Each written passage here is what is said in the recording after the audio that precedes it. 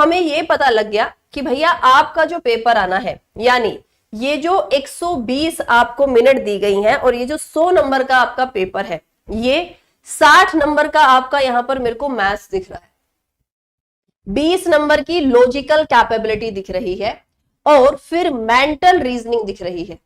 मुझे यहां कहीं पर भी आपका ये जो कॉम्प्रिहेंशन इन्होंने लिखा है, ये वाला यदि आप पार्ट देखोगे, ये वाला, ठीक है, ए लिखा हुआ है, ध्यान से देखना, लॉजिकल कैपेबिलिटी लिखा हुआ है, दूसरा है आपका लॉजिकल रीजनिंग, ठीक है, इसी में 20 सेक्शन है, लॉजिकल कैपेबिलिटी में ही 20 सेक्शन है रीडिंग कॉम्प्रिहेंशन का।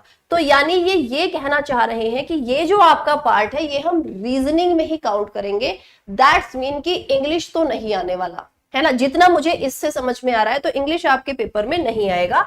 ये आपको एक पैराग्राफ दिया जाएगा, लाइक असर्शन रीजनिंग वाले जिस तरह के आपके क्वेश्चन होते हैं उस तरह से, या जैसे बैंक में आपके क्वेश्चन पूछे जाते हैं ना बड़े बड़े पजल्स वाले, उस तरह से क्वेश्चन होगा जिसमें आपसे क्वेश्चंस पूछे जाएंगे। बिकॉज ऑफ ये पार्ट है आपका लॉजिकल कैपेबिलिटी का, तो मुझे रीडिंग कॉम्प्रिहेंशन जैसा अलग से कोई सेक्शन नहीं दिख रहा है।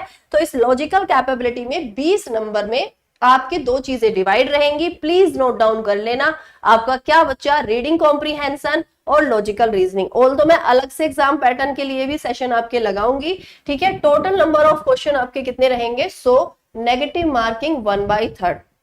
आई नो कि एग्जाम पैटर्न बहुत अजीब है, बट समराइज कर देती हूं। उम्र 20 से 33 साल, क्वालिफिकेशन ग्रेजुएशन मांगी गई है, मेडिकल स्टैंडर्ड A2 मांगा गया है, और आपका जो एग्जाम पैटर्न है उसमें सिर्फ रीजनिंग और मैथ्स है, ना कोई हिंदी, ना कोई इंग्लिश, ना कोई जीके जीएस। तो बिना जीके जीएस, जिनको लगता है जीके जीएस आपका वीक है, तो आप ये फॉर्म जरूर भरें। सिर्फ मैथ्स और रीजनिंग आपको सॉल्व करनी है। 100 क्वेश्चन होंगे, कोई टेक्निकल सब्जेक्ट नहीं, कुछ भी नहीं। आपको 120 मिनट 2 घंटे दिए जाएंगे, सफिशियंट है। बाकी फीस जनरल कैटेगरी के लिए एज यूजुअल वही 500 और बाकी के लिए 250 रुपए यहाँ पर आपका लिखा हुआ है।